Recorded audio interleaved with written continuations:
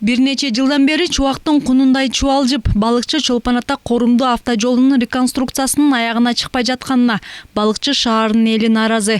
Айтымдарында бул боюнча өткөн жылы эле бир нече митинг өтүп, жергиликтүү бийлик жолдун курулушу ушул жылдын мартында башталат деп убада берген.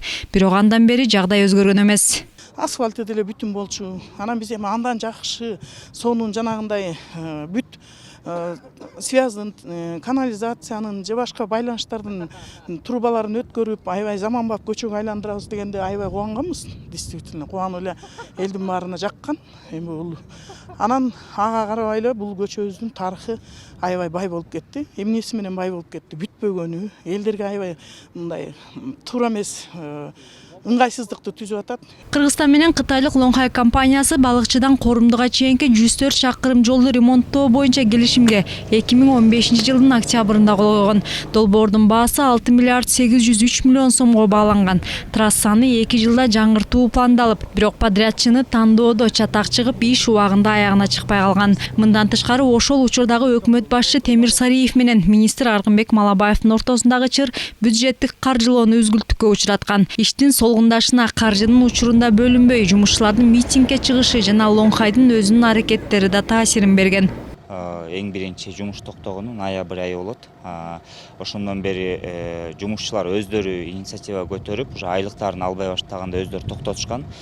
Бул биздин биринчи вице-мэрге кайрылсак, жыйын кылып, собрание кылып, ал өзү айтты, мартта толук кандуу иш башталат деди. Макул деп мартты күттүк. Февралдын аяк жактарында айтты. 1-2 жума калган. Макул деп мартты күттүк. Мартта жок. Марттын ортолоп калганында дагы бир жыйын кылды. Анда мына толук түрдө чечилди. Апрелдин 1-нен баштап жумуш башталат деди. Биз сүйүнүп эле макул дедик. Бул жолдун реконструкцияланышы боюнча маселе балыкчы шаарына президент Сооронбай Жээнбеков барганда да көтөрүлдү. Транспорт министри мамлекет башчысынын алдында ремонт иштери июнь айына чейин башталаарын убадалады. Бирок ага чейин ведомство жетекчиси жергиликтүүлөргө такыр башка өңүттө маалымат берген экен. Президент келет дегенде уже биякта иш башталып, кадимкидей уже суу төгүлүп, уже мындай жол жазала баштады деген бир көрүнүштүү картинаны кылып коюшту да.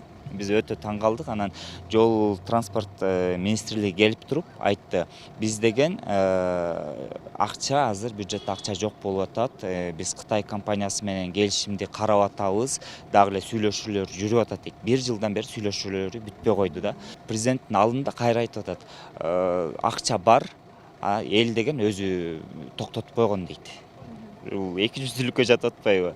Биз өтө таң калдык. Анан биз өз нараачылыгыбызды билдирелик десек, эми бир жакта тоскоолдуктар болду, анан мейли да унчуккан жокпуз. Жол чарба департаментинин директорунун орун басарынын айтымында трассаны оңдоо иштери көчмөндөрдүн бүткүл дүйнөлүк оюндарынан улам 2 жол артка жылдырылган. Андан соң подрядчылар менен жаңжал чыгыптыр. Бирок мекеме ушул аптанын аягында жол салуу иштери кайра жанданып, алгач балыкчы аймагындагы 7 чакырым жолдун курулушу бүткөрүү пландалууда дейт. Эми азыр жана балыкчынын ичинен жана түз өтүп кеткен балыкчынын көчөсү жакшы. Ошон үчүн тигини второй планга койгонбуз да. Азыр эми быйыл балыкчынын ичин биринчи бүтүрөбүз дагы. Анан ар жагында эме калат. 23 километрден 5 километрге чейин калат, балыкчынын четинен Турайгырга чейин. Ал участокты деле такыр жасалбай койду деп айта албайм, частично жасалган. Азыр биринчи алдыда койгон маселе балыкчынын ичин бүтүрүү турат бизде. Ошондой эле Жумаш Содонбаев ал жолдун реконструкциясына жалпы жонунан 435 миллион сом зарыл болоорун билдирди. Бирок мындай өлчөмдөгү каражат мамлекеттик казынадан бөлүнбөгөндүктөн бул жылы асфальт төшөө жумуштары гана жүрөт. Кийинки жылдары болсо тротуар жана башка кошумча курулуштары улантылмакчы.